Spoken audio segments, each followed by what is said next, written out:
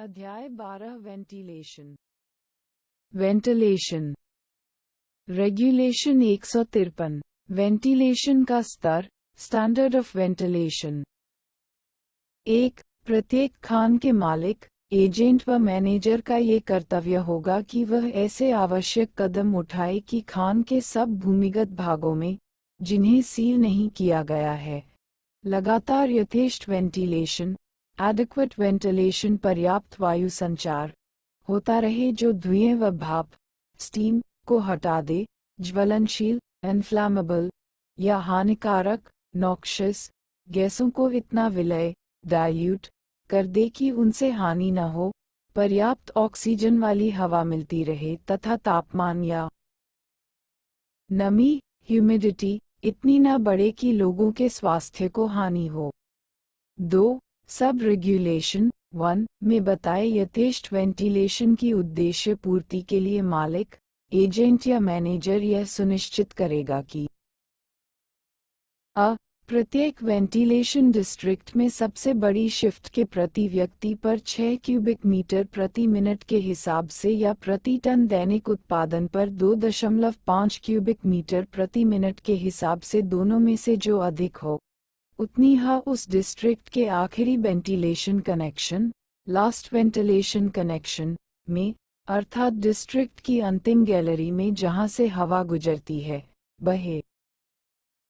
B. Khan के प्रत्येक स्थान पर, जहां लोगों को काम करना है या गुजना है, हवा में ऑक्सीजन 19% से कम और कार्बन डाइऑक्साइड 0.5% से अधिक न हो, तथा कोई भी हानिकारक गैस इतनी मात्रा में मौजूद न हो कि किसी व्यक्ति के स्वास्थ्य पर प्रभाव पड़े। सी. ज्वलनशील गैस की मात्रा किसी भी वेंटिलेशन डिस्ट्रिक्ट की रिटर्न हवा के सामान्य वातावरण, जनरल बॉडी ऑफ एयर में 0.75% से अधिक और खान के किसी भी स्थान पर 1.25% से अधिक न हो। डी. किसी भी कार्यस्थल पर wet bulb temperature 30.5 degree Celsius से अधिक हो जाए, वहां ऐसी व्यवस्था की जाए कि हवा कम से कम 1 मीटर प्रति सेकंड की गति से बहे। इस सब रेगुलेशन के खंड बी, सी व डी का पालन सुनिश्चित करने के लिए प्रति 30 दिन में कम से कम एक बार हवा का सैंपल लिया जाएगा और तापमान नापा जाएगा। जांचफल इसके लिए रखे सजित पन्ना नंबरदार खाते में दर्ज किया जाएगा। 164 कोल माइंस रेगुलेशंस 2017। परंतु यदि किसी खान या उसके भाग में विशेष परिस्थितियां मौजूद हों, तो वहां चौड़ इंस्पेक्टर लिखित आदेश देकर, उसमें लिखी शर्तों पर, उपरोक्त से भिन्न वेंटिलेशन स्कीम को अनुमोदित कर सकेगा। 3. प्रत्येक खान में सब रेगुलेशन 2 के अधीन वायु संचार उपयुक्त यांत्रिक पंखे, सूटेबल मैकेनिकल वेंटिलेटर द्वारा उत्पन्न किया जाएगा। 4. किसी विशेष खान या भाग के संबंध में यदि रीजनल इंस्पेक्टर की यह राय हो कि वेंटिलेशन यथेष्ट एडिक्वेट नहीं है, तो वह लिखित आदेश द्वारा ऐसा यांत्रिक पंखा बैठाने और ठीक रखने को कह सकेगा जो उस खान या भाग में यथेष्ट वेंटिलेशन उत्पन्न कर सके। रेगुलेशन 154 मुख्य यांत्रिक पंखा, उसकी ड्राइव और फिटिंग्स आदि। Main mechanical ventilator, it's drive and fittings etc। 1. Khan का प्रत्येक मुख्य पंखा उस खान या भाग में यथेष्ट वेंटिलेशन, एडिक्वेट वेंटिलेशन पैदा करने की क्षमता वाला होगा तथा वह सरफेस पर इस प्रकार बैठाया जाएगा कि शाफ्ट या इंक्लाइन के मुख से किसी भी बिंदु पर उसकी दूरी 10 m से कम न हो। परंतु इस सब रेगुलेशन का वह प्रावधान जिसके अनुसार यांत्रिक पंखे की दूरी शाफ्ट या इंक्लाइन के मुख से 10 m से कम न हो, उस यांत्रिक पंखे पर लागू नहीं होगा जो सरफेस पर 24 अक्टूबर 1957 से पूर्व बैठाया गया था। 2. यदि मुख्य पंखे को बिजली से चलाया जाता है, तो पंखे की मोटर को बिजली खान के मुख्य वितरण स्थल मेन डिस्ट्रीब्यूशन पॉइंट से एक अलग सर्किट सेपरेट सर्किट द्वारा दी जाएगी। 3. प्रत्येक भूमिगत खनन स्थल बिलो ग्राउंड वर्किंग में यांत्रिक पंखे के लिए ऊर्जा के 2 अलग अलग स्रोतों 2 डिफरेंट सोर्सेज ऑफ पावर की व्यवस्था की जाएगी। 4. प्रत्येक मुख्य यांत्रिक पंखे के द्वारा पैदा होने वाला प्रेशर लगातार कंटिन्यूअसली रिकॉर्ड करने के लिए एक प्रेशर रिकॉर्डिंग यंत्र प्रेशर रिकॉर्डिंग इंस्ट्रूमेंट लगा जाएगा और बनाए रखा जाएगा। 5. प्रत्येक मुख्य यांत्रिक पंखा ऐसी डिजाइन का होगा तथा उसे इस प्रकार बैठाया व ठीक रखा जाएगा कि जरूरत पड़ने पर हवा की दिशा को उल्टा रिवर्स किया जा सके। 6. प्रत्येक ऐसे शाफ्ट और इंक्लाइन पर जो सामान्यतः आदमी या सामान उतारने चढ़ाने के काम में आता है और जिस पर यांत्रिक पंखा बैठाया गया है उपयुक्त डिजाइन का एलॉक बनाया जाएगा। वेंटिलेशन 165 रेगुलेशन 155 भूमिगत भागों में पंखा बैठाने पर प्रतिबंध Restriction on installation of mechanical ventilators below ground 1. प्रत्येक फायरी सीम या दूसरी या तीसरी डिग्री की गैसी सीम के भूमिगत भागों में बूस्टर पंखा बूस्टर फैन बैठाने पर निम्नलिखित नियम लागू होंगे। कोई भी बूस्टर पंखा खान के भूमिगत भाग में नहीं बैठाया जाएगा जब तक कि मैनेजर प्रभावित होने योग्य खान के प्रत्येक भाग के वेंटिलेशन सर्वे वेंटिलेशन सर्वे के फलस्वरूप संतुष्ट नहीं हो जाता कि ऐसा पंखा बैठाना जरूरी या उचित है और उसे बैठाया जाना चाहिए। बी. खंड अ के अधीन ऐसा पंखा बैठाने से 7 दिन पहले रीजनल इंस्पेक्टर के पास सूचना भेजी जाएगी जिसमें खान के वेंटिलेशन सर्वे का ब्यौरा भी दिया गया होगा। स्पष्टीकरण ये स्पष्ट किया जाता है कि बूस्टर पंखे को एक जगह से दूसरी जगह बैठाने का काम इस रेगुलेशन के लिए बूस्टर पंखा बैठाना ही माना जाएगा। 2. रीजनल इंस्पेक्टर किसी भी समय लिखित आदेश देकर खान के भूमिगत भाग में बैठाए गए किसी भी बूस्टर पंखे का प्रयोग बंद करने की अपेक्षा कर सकेगा। रेगुलेशन 156 यांत्रिक पंखा बैठाना और ठीक रखना installation and maintenance of mechanical ventilators 1. भूमिगत कोयला खान में यदि कोई बूस्टर पंखा बूस्टर फैन या ऑक्सिलरी पंखा ऑक्सिलरी फैन सहायक पंखा बिजली से चलाया जाता है तो उसकी मोटर रिटर्न हवा रास्ते में तब तक नहीं बैठाई जाएगी जब तक कि उसे इस प्रकार बनाया बैठाया चलाया व ठीक न रखा जाए कि खुली चिनगारी ओपन स्पार्किंग के जोखिम को रोक सके। 2. हर यांत्रिक पंखा और बूस्टर पंखा बैठाने व उसकी मेंटेनेंस का काम इसके लिए नियुक्त किसी सक्षम व्यक्ति की निगरानी में और उसके कंट्रोल में किया जाएगा। 3. मुख्य यांत्रिक पंखे और बूस्टर पंखे की मेंटेनेंस के लिए नियुक्त सक्षम व्यक्ति प्रयोग में आने वाले प्रत्येक यांत्रिक पंखे और बूस्टर पंखे की जांच प्रति 7 दिन में कम से कम एक बार करेगा और जांचफल इसके लिए रखे सजिद पन्ना नंबरदार खाते में दर्ज करेगा। ऐसी जांच में यदि कोई गंभीर दोष सीरियस डिफेक्ट मिले तो उसकी खबर अविलंब मैनेजर को दी जाएगी। 4. आपातकाल स्थिति इमरजेंसी को छोड़कर अन्य समय कोई भी व्यक्ति मैनेजर या इस काम के लिए ऑथराइज किए गए अन्य अधिकारी की लिखित अनुमति के बिना मुख्य पंखे को या बूस्टर पंखे को न चलाएगा, न बंद करेगा, न पुनः चलाएगा, न हटाएगा, न किसी प्रकार से उसमें तब्दीली या मरम्मत करेगा और न उसमें हस्तक्षेप करेगा। 5. उपविनियम 4 के अधीन विनिर्दिष्ट लिखित प्राधिकार स्पष्ट रूप से यह निर्दिष्ट करेगा कि संवातक या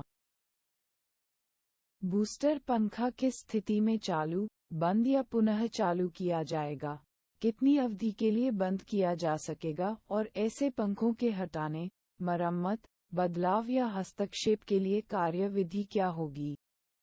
6. 10 विनियम के अधीन नियुक्त सक्षम व्यक्ति के द्वारा ऐसे प्रत्येक तब्दीली और प्रत्येक बंद कर देने का विवरण, जिसमें ऐसा कोई बंद की शामिल है को नियंत्रण के बाहर हो, उसकी अस्तित्वावधि के साथ इस प्रयोजन के लिए रखी गई जिल्दबद्ध पृष्ठ संख्यांकित पुस्तिका में अभिलिखित किया जाएगा।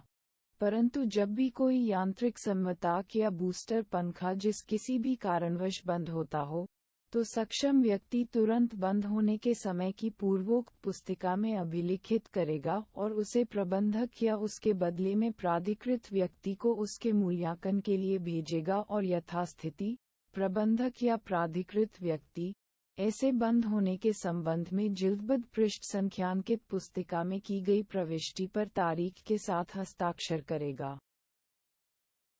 परंतु यह और कि जब यांत्रिक संवातक या किसी बूस्टर पंखे का बंद होना प्रबंधक को छोड़कर इस प्रयोजन से प्राधिकृत किसी अन्य पदधारी के जानकारी में लाया जाता है, से उक्त पदधारी तुरंत ऐसे बंद किए जाने के तथ्य वो लिखित रूप में प्रबंधक वो या उसकी अनुपस्थिति में उसके बदले में प्राधिकृत किसी व्यक्ति वो या प्रबंधक से वरिष्ठ पदधारी को सूचित करेगा और यथास्थिति, प्रबंधक या ऐसा व्यक्ति या वरिष्ठ पदधारी उसे भेजी गई ऐसी सूचना की प्राप्ति की लिखित पावती देगा और वह विनियम 157 के अधीन दिए गए स्थायी आदेश पर कोई प्रतिकूल असर डाले बिना ऐसी कार्रवाई करेगा जो खान में नियोजित व्यक्तियों के सुरक्षा के लिए समयोचित हो, और उसके द्वारा किए गए प्रत्येक ऐसे कार्रवाई वो उस पुस्तिका में अभिलिखित की जाएगी।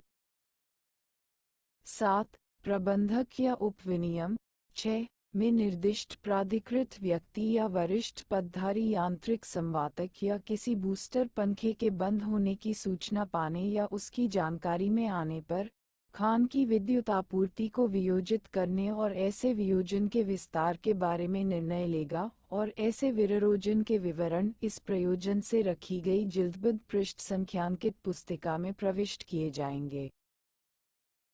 परंतु यांत्रिक संवातक या बूस्टर पंखे के बंद होने की दशा में किसी सहायक पंखे, यदि संस्थापित हो, ही विद्युत आपूर्ति या उसके ड्राइव के अन्य स्रोत वो एक क्रमिक नियंत्रण ही व्यवस्था या अन्य प्रभावी व्यवस्था द्वारा तत्काल विरोजित किया जाएगा। 8 का प्रत्येक खान में जिसमें यांत्रिक संवातक प्रयोग में आता है वायु की मात्रा प्रत्येक 14 दिनों में कम से कम एक बार निम्नलिखित स्थानों पर मारी जारी। प्रत्येक सीम या सेक्शन के अंतर्ग्रही और वापसी के प्रत्येक मुख्य वायु मार्ग में स्थान के यथासाध्य निकट। प्रत्येक विपाट में उस स्थान के जहां पर विपाट आरंभ होता है यथासाध्य निकट। प्रत्येक समवाइन डिस्ट्रिक्ट में उस स्थान के यथासाध्य निकट जहां किसी विपाट के अंत में वायु विभाजित हो जाती है और वहां भी जहां वह प्रथम कार्यस्थल में प्रवेश करती है, और किसी अन्य ऐसे स्थान पर जो क्षेत्रीय निरीक्षक लिखित आदेश द्वारा विनिर्दिष्ट करे। खंड क में निर्दिष्ट मापन इस प्रयोजन से रखी गई जिल्दबद्ध पृष्ठ संख्यांकित पुस्तिका में प्रविष्ट किए जाएंगे। परंतु प्रत्येक गैर अग्निमय सीम या प्रथम डिग्री की गैसीय टीम में वायु का माप प्रत्येक 30 दिन में 1/4 लेना पर्याप्त होगा। 9 जब भी समवाइन ही पद्धति इस प्रकार तब्दील कर दी जाती है कि वह खान के समवाइन को सारतः प्रभावित करती है या उससे समवाइन का प्रभावित होना संभाव्य होता है, तब भी उपविनियम 8 में निर्दिष्ट माप लिए और अभिलिखित किए जाएंगे। 10 प्रत्येक ऐसा संवातक या पंखा इस प्रयोजन से नियुक्त एक सक्षम व्यक्ति के भारसाधन में होगा, जिसे कोई अन्य ऐसा अतिरिक्त कार्य नहीं सौंपा जाएगा जिससे यथास्थिति संवातक या पंखे के भारसाधक के रूप में उसके कर्तव्यों के निर्वाह में हस्तक्षेप हो। 157 सवारी आदेश 1 प्रत्येक ऐसी खान का प्रबंधक जिसमें सहायक पंखे से भिन्न कोई यांत्रिक संवातक संस्थापित हो, संस्थापन के 30 दिनों की कालावधि के अंदर क्षेत्रीय निरीक्षक को वे स्थायी आदेश निवेदित करेगा जो ये बताएं कि संवातक के रुक जाने के दशा में व्यक्तियों को खान या उसके भाग से निकालने के संबंध में क्या कार्रवाई की जाएगी। 2 क्षेत्रीय निरीक्षक उपविनियम 1 में निर्दिष्ट स्थायी आदेशों व लिखित आदेश द्वारा उसी प्रारूप में जिसमें वे उसे निवेदित किए गए हो या ऐसे परिवर्धनों और परिवर्तनों के साथ जो वह उचित समझे अनुमोदित कर सकेगा, और इस प्रकार अनुमोदित स्थायी आदेश खान पर प्रवर्तित किए जाएंगे। 3 स्थायी आदेशों की प्रतियां अंग्रेजी एवं खान में नियोजित व्यक्तियों में से अधिकांश व्यक्तियों द्वारा समझी जाने वाली अन्य स्थानीय भाषा में खान में भूमि के ऊपर और नीचे सहज दृश्य स्थानों पर लगाई जाएंगी। 168 कोल माइंस रेगुलेशंस 2017 बांटा जाएगा कि प्रत्येक डिस्ट्रिक्ट या हवा शाखा स्पिलिट में शुद्ध हवा की अलग धारा उपलब्ध की जा सके। 2 इनटेक हवा ऐसे रास्तों से ले जाई जाएगी कि वह ठहरे हुए बासी पानी स्टैग्नेंट वाटर से हटकर निकले। 3 हर वेंटिलेशन डिस्ट्रिक्ट में 2 स्वतंत्र इंडिपेंडेंट इनटेक रास्ते रखे जाएंगे जिनमें से एक रास्ता ट्रैवलिंग रोडवे के रूप में प्रयोग किया जाएगा। परंतु यदि रीजनल इंस्पेक्टर का ये समाधान हो जाए कि इस रेगुलेशन का पालन व्यवहारिक रूप से संभव नहीं है, तो वह लिखित आदेश देकर उसमें लिखी शर्तों पर इससे छूट दे सकेगा। 4 मुख्य इंटेक और मुख्य रिटर्न हवा रास्तों के बीच के प्रत्येक कनेक्शन में कम से कम 2 हवा फाटक डोज लगाए जाएंगे जो आपस में इतनी दूरी पर स्थित होंगे कि जब एक खोला जाए तो दूसरा बंद रखा जा सके। यदि कनेक्शन काम में नहीं आता है और उसे सील कर दिया गया है, तो ऐसा करना जरूरी नहीं है। हर समय कम से कम एक हवा फाटक बंद रहे, ये सुनिश्चित करने के लिए उपाय किए जाएंगे। परंतु ऐसा कोई कनेक्शन जिसकी जरूरत न रह गई हो, उसे प्रभावी रूप से सील कर दिया जाएगा। रेगुलेशन 159 बैटिस हवा फाटक स्टॉपिंग और हवा क्रॉसिंग ब्राटिसेस डोज स्टॉपिंग्स इन एयर क्रॉसिंग 1 प्रत्येक खान में इतनी संख्या में एयर क्रॉसिंग स्टॉपिंग हवा फाटक ब्रेटिस पर्दे व अन्य साधन लगाए जाएंगे और ठीक रखे जाएंगे जितने रेगुलेशन 153 के प्रावधानों का अनुपालन करने के लिए पर्याप्त हों। 2 ऐसे वेंटिलेशन साधन पर्याप्त हैं कि नहीं, इस बारे में कोई संदेह हो तो उसका निर्णय चीफ इंस्पेक्टर पर छोड़ा जाएगा। 3 प्रत्येक हवा फाटक के फ्रेम और रास्ते की चाल व कांथी के बीच की जगह में कम से कम 25 सेंटीमीटर मोटी गांथनी या कंक्रीट ढलाई की जाएगी।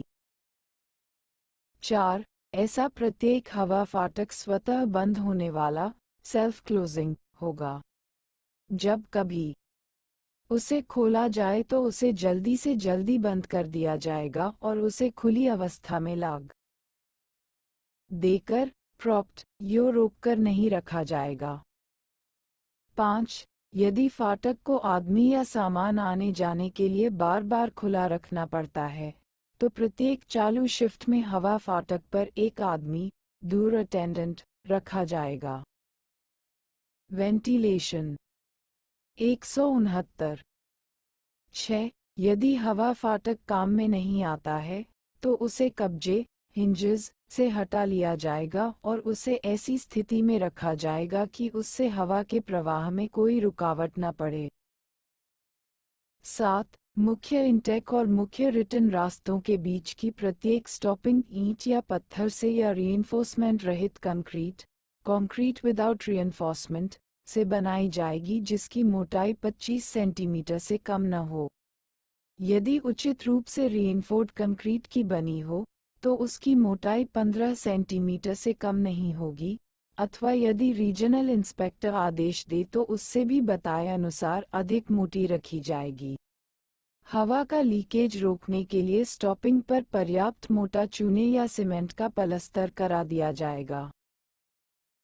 8. किसी ऐसी खान में जिसमें दूसरी या तीसरी डिग्री की गैसी कोयला सीम के खनन स्थल के साथ आग या स्पॉन्टेनियस हीटिंग की समस्या हो, वहां चीफ इंस्पेक्टर लिखित आदेश द्वारा उसमें लिखी शर्तों के साथ अपेक्षा कर सकेगा कि मुख्य इंटेक व मुख्य रिटर्न हवा रास्तों के बीच और आदेश में निर्दिष्ट अन्य जगहों पर एक्सप्लोजन प्रूफ, विस्फोट सहद एक्सप्लोजन प्रूफ स्टॉपिंग बनाई जाएं। 9. काम में आने वाली प्रत्येक स्टॉपिंग की जांच के लिए उस तक पहुंचने के रास्ते को ठीक रखा जाएगा। 10. प्रत्येक एयर क्रॉसिंग के पार्टीशंस और दीवारें, वॉल्स, यदि गांधनी करके या कंक्रीट ढलाई करके बनाए जाते हैं, जिसे लोहा देकर ठीक से मजबूत नहीं किया गया है, तो उनकी मोटाई 25 सेंटीमीटर से कम नहीं होगी।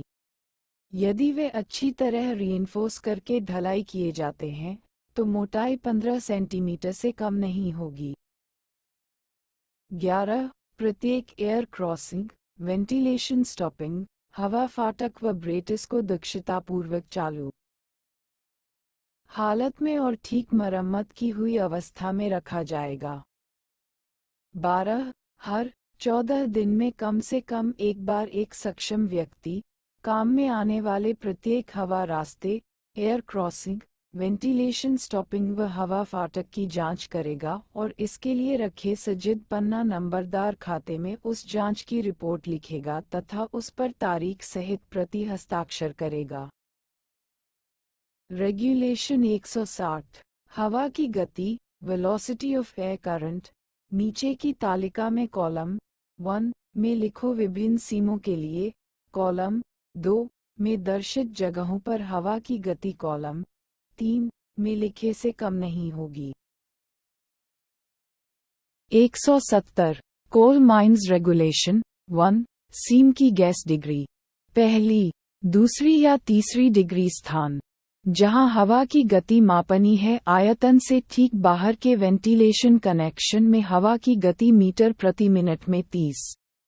2 सीम की गैस डिग्री, पहली या दूसरी डिग्री स्थान, जहां हवा की गति मापनी है चालू या स्थगित आयतन से 4.5 मीटर दूर बैटिस पर्दे के इंटेक तरफ हवा की गति मीटर प्रति मिनट में 30।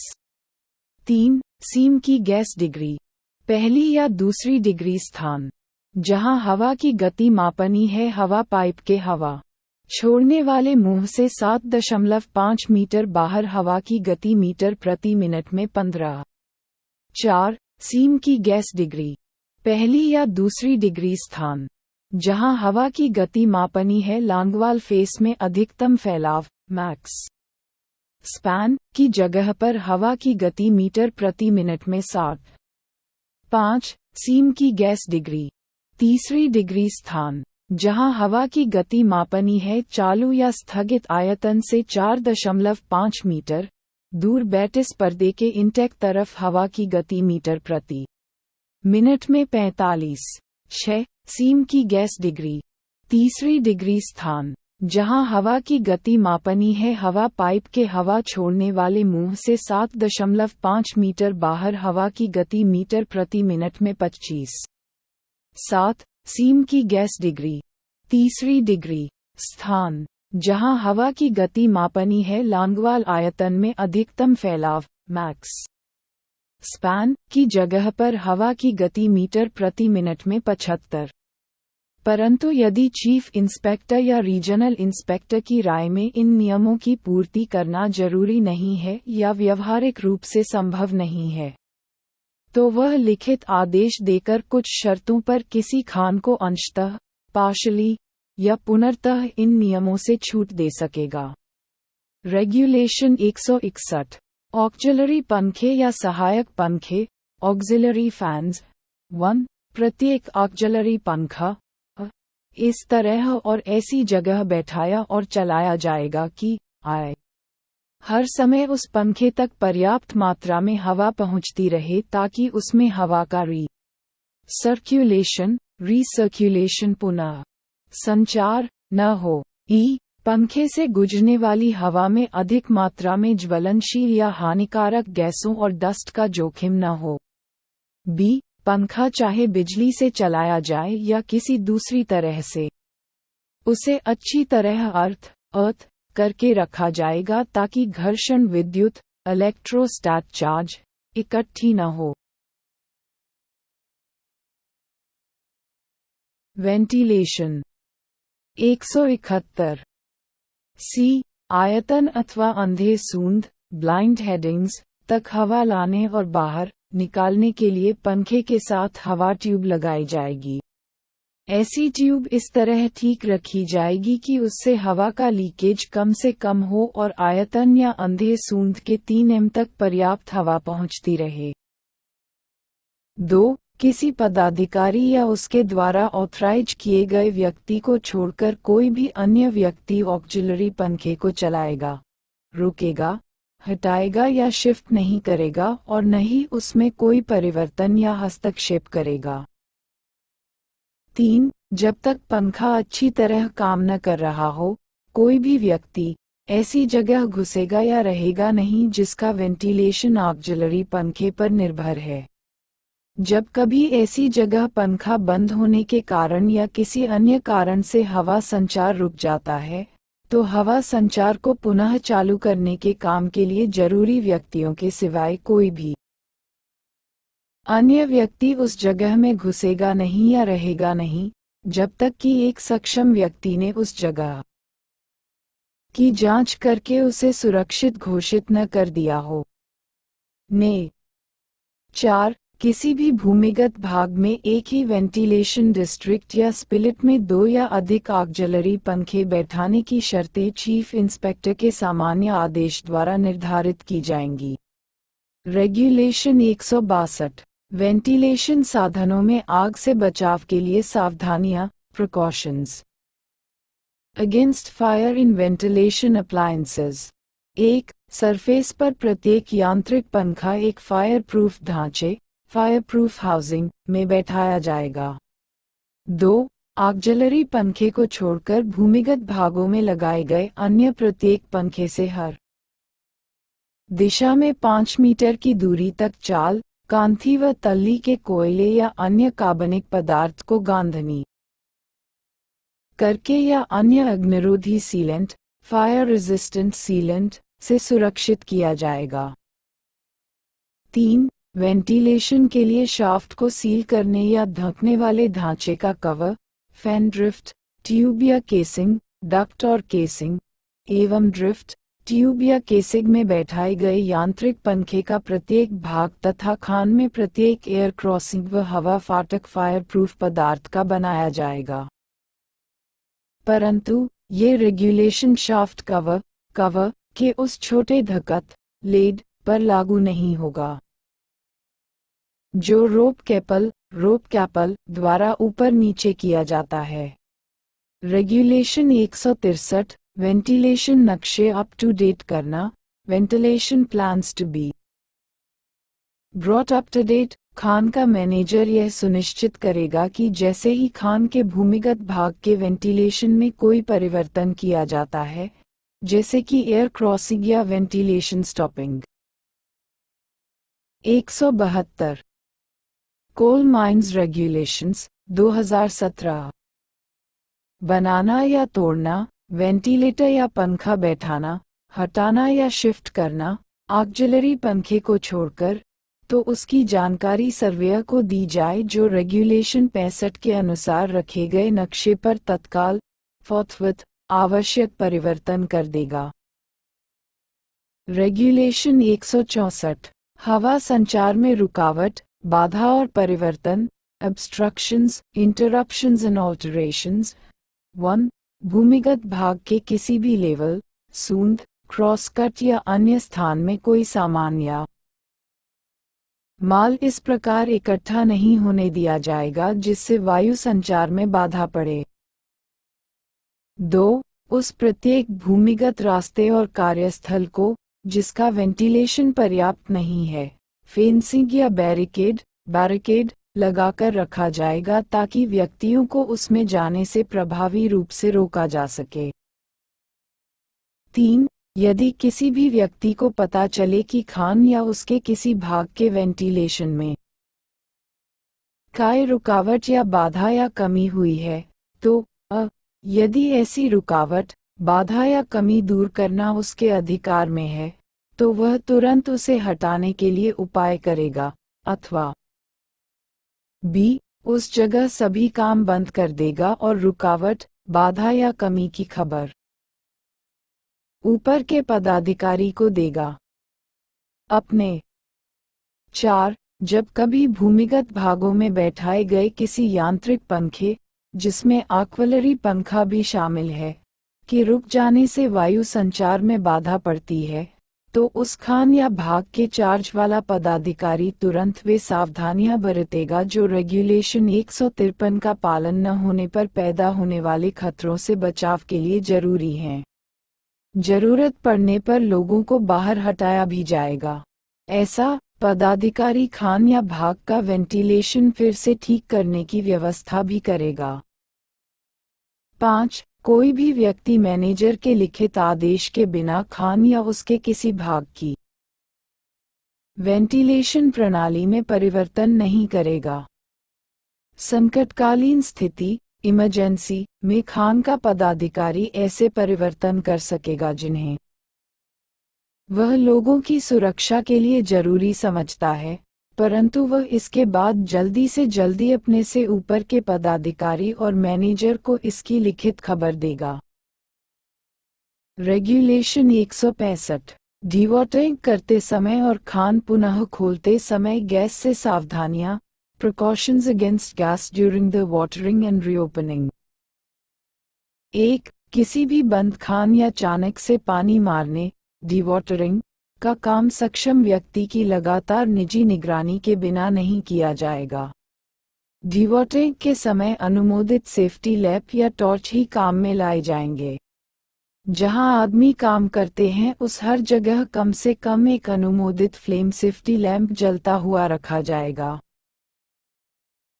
वेंटिलेशन 173 2. यदि खान या उसका कोई भाग 7 या उससे अधिक दिन तक बंद रहने के बाद पुनः खोला जाता है अथवा डिवॉटरिंग के बाद पुनः खोला जाता है, तो ऐसी खान या भाग की पहली जांच, फर्स्ट इंस्पेक्शन, एक सक्षम व्यक्ति द्वारा अनुमोदित फ्लेम सेफ्टी लैंप से तथा ऑक्सीजन की कमी व ज्वलनशील या जहरीली गैसों की मौजूदगी मालूम करने के अन्य अनुमोदित उपकरण से की जाएगी।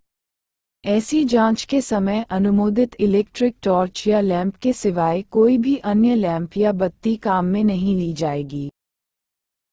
3. ऐसी प्रत्येक जांच का जांचफल इसके लिए रखे गए सजिद पन्ना नंबरदार खाते में लिखा जाएगा तथा उस पर जांच करने वाला व्यक्ति तारीख सहित हस्ताक्षर करेगा और उस पर मैनेजर तारीख सहित प्रति हस्ताक्षर करेगा। रेगुलेशन 166 ज्वलनशील और हानिकारक गैसों के संबंध में सावधानियां। Precautions against inflammable and noxious gases. 1. इस रेगुलेशन के लिए ज्वलनशील गैस को खान में मौजूद या मिला माना जाएगा जब 3. पहली डिग्री की सीसीम वाली खान में मीथेन डिटेक्टर द्वारा दिखाई गई गैस की मात्रा 0.1% या उससे अधिक है। दूसरी डिग्री की गैसोसीम वाली खान में मीथेन डिटेक्टर द्वारा दिखाई गई गैस की मात्रा 0.5% या उससे अधिक है। तीसरी डिग्री की गैसी सीम वाली खान में सेफ्टी लॉक के नीचे किए हुए पलीते से गैस की मौजूदगी मालूम होती है, या मीथेन डिटेक्टर से 1.25% या उससे अधिक ज्वलनशील गैस मिलती है। 2. जब किसी भी व्यक्ति को जांच करते समय ज्वलनशील गैस मिले तो वह उस गैस को झाड़कर या उड़ाकर नहीं हटाएगा, बल्कि वह तुरंत उस जगह से बाहर हट जाएगा और अपने ऊपर वाले पदाधिकारी को खबर करेगा। 3. खान में किसी भी जगह यदि ज्वलनशील गैस या हानिकारक गैस उस जगह से सब व्यक्ति हटा लिए जाएंगे। मिले तो बी. तुरंत उस जगह को फेंस कर दिया जाएगा कि उसमें व्यक्तियों का अनजाने प्रवेश रोका जा सके और उस जगह के चार्ज वाला सक्षम व्यक्ति अविलंब उस जगह का वेंटिलेशन ठीक करके गैस को हटाने का उपाय करेगा। 4. सब रेगुलेशन 3 के अधीन गैस हटाते समय वेंटिलेशन डिस्ट्रिक्ट में गैस मिलने की जगह के रिटर्न तरफ ऑन रिटर्न साइड से इस काम के लिए जरूरी लोगों को छोड़कर। 174 कोल माइंस रेगुलेशंस 2017। बाकी सब लोग हटा लिए जाएंगे। यदि सक्षम व्यक्ति के विचार से गैस की मात्रा इतनी कम है कि इस तरह आदमी हटाना जरूरी नहीं है, तो आदमी नहीं भी हटाए जा सकते हैं। परंतु यदि ज्वलनशील गैस पाई जाती है तो उस वेंटिलेशन डिस्ट्रिक्ट में खुली बत्ती नेकेड लाइट काम में नहीं ली जाएगी। 5. जिस जगह गैस पाई गई हो उस जगह किसी भी व्यक्ति को तब तक जाने नहीं दिया जाएगा जब तक कि किसी सक्षम व्यक्ति ने उस जगह की जांच करके ये रिपोर्ट नहीं दी है कि उस जगह से गैस हट गई है। 6. सब रेगुलेशन 5 में निर्दिष्ट प्रत्येक जांच फ्लेम सेफ्टी लैंप से या चीफ इंस्पेक्टर द्वारा अनुमोदित उचित प्रकार के डिटेक्टर यंत्र से और हानिकारक नॉक्शियस गैस की हालत में चीफ इंस्पेक्टर द्वारा अनुमोदित कार्बन मोनोऑक्साइड गैस जांचने के उपयुक्त साधन द्वारा की जाएगी। 7. सब रेगुलेशन 2 में बताए अनुसार गैस मिलने की प्रत्येक घटना का विवरण तथा सब रेगुलेशन 5 के अनुसार की गई हर जांच की रिपोर्ट इसके लिए रखे गए सजिद पन्ना नंबरदार खाते में लिखी जाएगी। उसमें ये भी लिखा जाएगा कि गैस कब और कहां पाई गई, कब हटाई गई तथा ज्वलनशील गैस की अवस्था में उसका % भी लिखा जाएगा। ऐसी प्रत्येक रिपोर्ट पर जांच करने वाला सक्षम व्यक्ति तारीख सहित हस्ताक्षर करेगा और मैनेजर तारीख सहित प्रति हस्ताक्षर करेगा। रेगुलेशन 167 अप्रयुक्त पुराने आयतनों की गैस संबंधी जांच inspection of unused workings for gas. 1. आग लगी फायरी सोम या दूसरी या तीसरी डिग्री की गैसी सीम में या अन्य जगहों में जिनके बारे में रीजनल इंस्पेक्टर लिखित आदेश दे। सब अप्रयुक्त पुराने आयतनों जिन्हें सील नहीं किया गया है की ज्वलनशील और हानिकारक गैस संबंधी जांच प्रति 7 दिन में कम से कम एक बार सक्षम व्यक्ति द्वारा की जाएगी। 2. सब रेगुलेशन 1 के अनुसार की गई प्रत्येक जांच की रिपोर्ट इसके लिए रखे गए सजिद पन्ना नंबरदार खाते में लिखी जाएगी और उस पर जांच करने वाला व्यक्ति तारीख सहित हस्ताक्षर करेगा। रेगुलेशन 168 भूमिगत खानों में सेफ्टी लैंप का प्रयोग safety lamps to be used in below ground mines खान के भूमिगत भागों में अनुमोदित सेफ्टी लैंप या टॉर्च या केंद्रीय विद्युत प्राधिकरण विद्युत आपूर्ति एवं सुरक्षा संबंधी उपाय रेगुलेशंस 2010 के अनुमोदित बत्तियों के सिवाय कोई भी अन्य बताना काम में लाई जाएगी, न उसके प्रयोग की अनुमति दी जाएगी। वेंटिलेशन 175 परंतु यदि किसी खान या उसके भाग में विशेष परिस्थितियों के कारण सेफ्टी लैंप प्रयोग करना जरूरी नहीं है, तो चीफ इंस्पेक्टर लिखित आदेश द्वारा उसमें लिखी शर्तों पर उस खान या उसके भाग के लिए इस रेगुलेशन से छूट दे सकेगा। रेगुलेशन 169 ज्वलनशील गैस की प्रतिशत मात्रा और पर्यावरणीय जांच determination of percentage of inflammable gas and of environmental conditions 1. ऐसे प्रत्येक डिस्ट्रिक्ट में जिसमें बिजली काम में ली जाती है, सामान्य वातावरण जनरल बॉडी ऑफ एयर में ज्वलनशील गैस की प्रतिशत मात्रा ज्ञात की जाएगी और उसके संबंध में निम्नलिखित नियम लागू होंगे। अ. गैस जांच एक सक्षम व्यक्ति द्वारा की जाएगी और इस काम के लिए चीफ इंस्पेक्टर द्वारा अनुमोदित प्रकार का यंत्र काम में लिया जाएगा अथवा हवा के सैंपल के विश्लेषण एनालिसिस से जांच की जाएगी। यदि सैंपल लेकर जांच की जाती है तो सैंपल लेने के 3 दिन के अंदर उसका विश्लेषण कर लिया जाएगा, परंतु जांच के लिए कोई भी ऐसा उपकरण प्रयोग नहीं किया जाएगा जिसका कैलिब्रेशन उपकरण निर्माता या अन्य अनुमोदित एजेंसी द्वारा उस अवधि के अंदर नहीं किया गया है जो चीफ इंस्पेक्टर समय समय पर निर्धारित करे।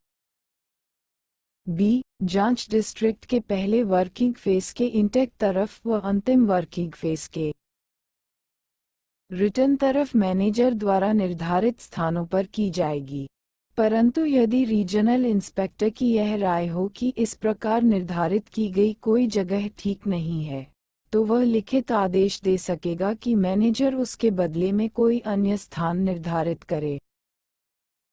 सी. गैस जांच या हवा सैंपल प्रति 7 दिन में कम से कम एक बार लिए जाएंगे, परंतु फिर भी आई. किसी भी जांच में ज्वलनशील गैस यदि 0.8% से अधिक मिले, तो उसके बाद हर 24 घंटे में एक बार जांच तब तक की जाएगी जब तक गैस की प्रतिशत मात्रा उससे अधिक रहे और उसके 7 दिन बाद भी रीजनल इंस्पेक्टर लिखित आदेश देकर उसमें लिखी शर्तों पर इससे छूट दे सकेगा।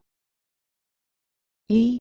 यदि पिछले 30 दिन में ज्वलनशील गैस 0.6% से कम मिलती है, तो जब तक गैस 0.6% से अधिक न बढ़े तब तक हर 30 दिन के अंतर पर गैस जांच करना या सैंपल लेकर विश्लेषण करना पर्याप्त होगा। स्कैन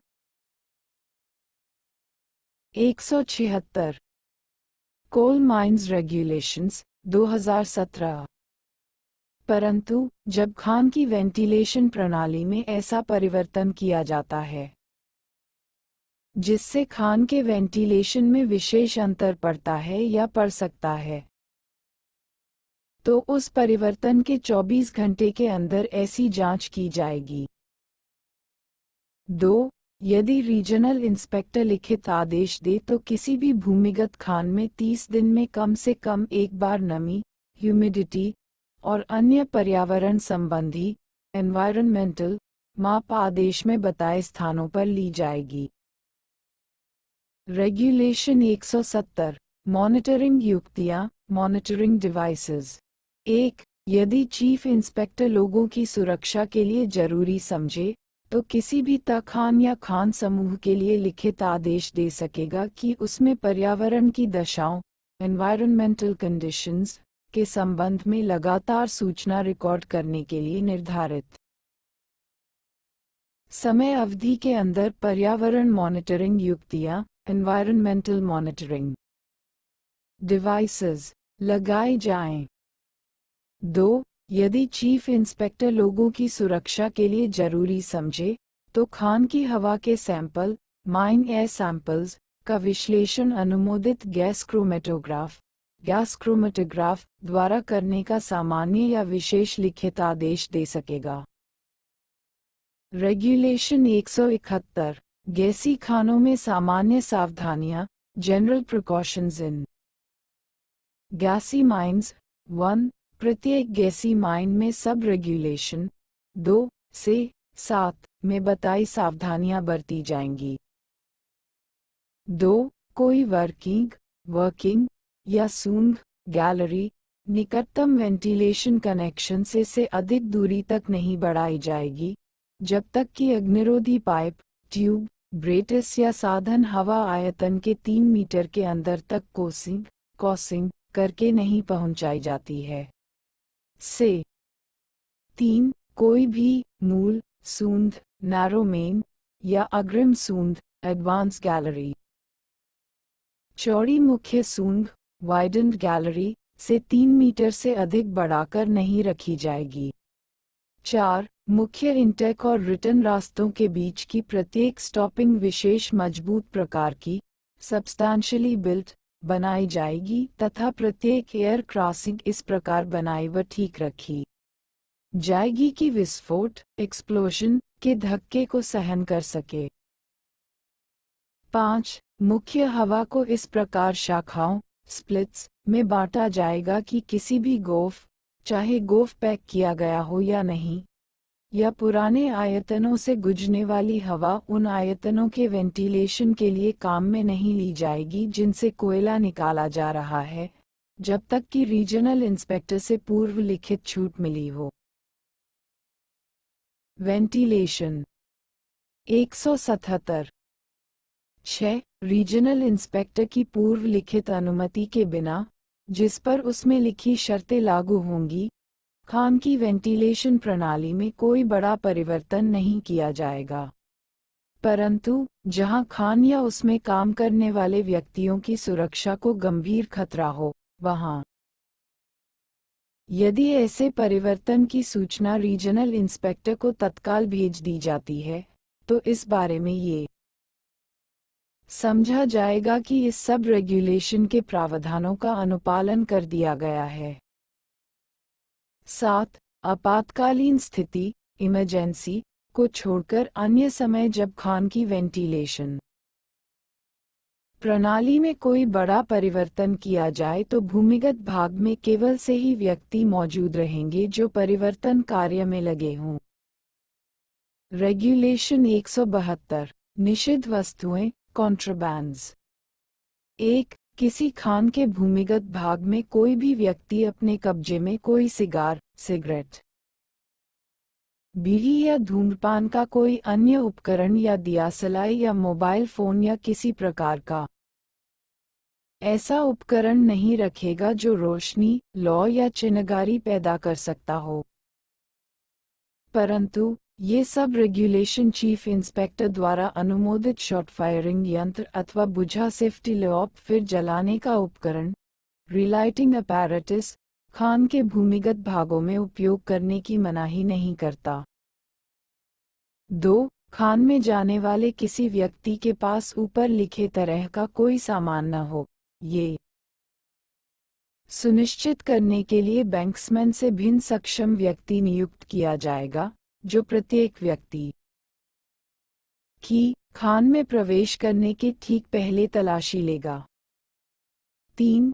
सब रेगुलेशन 2 में निर्दिष्ट सक्षम व्यक्ति अपनी शिफ्ट में लगातार अपनी ड्यूटी पर रहेगा और रेगुलेशन 179 2 में दिए गए कार्य को छोड़कर कोई अन्य कार्य उसे नहीं दिया जाएगा। 4. इस तरह नियुक्त किया गया व्यक्ति सब रेगुलेशन 1 में बताई वस्तुओं के लिए पूरी तलाशी लेगा और वह खास तौर से अ. व्यक्तियों की जेबों पॉकेट्स की तलाशी लेगा या उन्हें पलटकर देखेगा, बी. सभी कपड़ों पर सभी जगह हाथ फेर कर देखेगा और सी. तलाशी लिए जाने वाले व्यक्ति के पास जो सामान है उसकी भी जांच करेगा। ऐसी जांच जब व्यक्ति खान के भूमिगत भाग में जाए तब हर बार की जाएगी, भले ही उसकी जांच पहले की जा चुकी हो।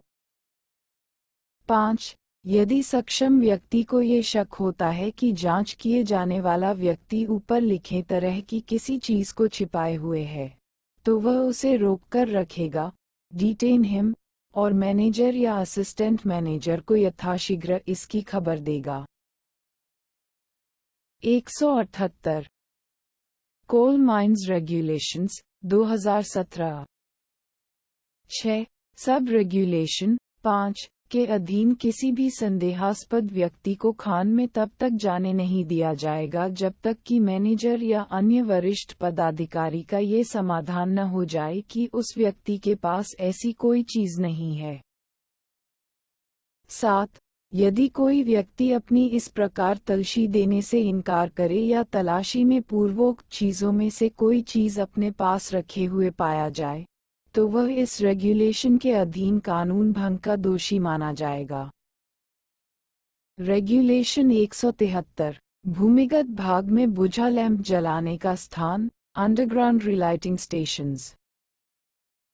1. प्रत्येक खान में बुझे सेफ्टी लैंप फिर से जलाने के लिए मैनेजर भूमिगत भागों में उचित स्थानों पर रिलाइटिंग स्टेशन निर्धारित कर सकेगा। ऐसे प्रत्येक स्टेशन पर रिलाइटिंग स्टेशन शब्द साफ साफ अंकित किया जाएगा। ऐसा स्टेशन मेन इंटेक रास्ते में स्थित होगा और वह एक सक्षम व्यक्ति के चार्ज में रखा जाएगा। 2. किसी भी ऐसे व्यक्ति को इस रेगुलेशन के 178 कोल माइंस रेगुलेशंस 2017 6. सब रेगुलेशन 5 के अधीन किसी भी संदेहास्पद व्यक्ति को खान में तब तक जाने नहीं दिया जाएगा जब तक कि मैनेजर या अन्य वरिष्ठ पदाधिकारी का ये समाधान न हो जाए कि उस व्यक्ति के पास ऐसी कोई चीज नहीं है। 7.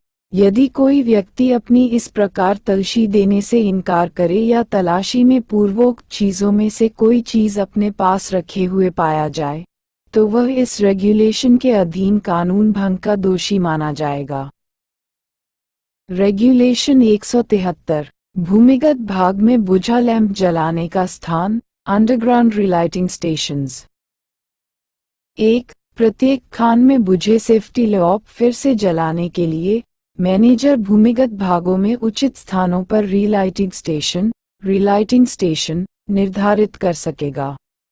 ऐसे प्रत्येक स्टेशन पर रिलाइटिंग स्टेशन शब्द साफ साफ अंकित किया जाएगा। ऐसा स्टेशन मेन इंटेक रास्ते में स्थित होगा और वह एक सक्षम व्यक्ति के चार्ज में रखा जाएगा।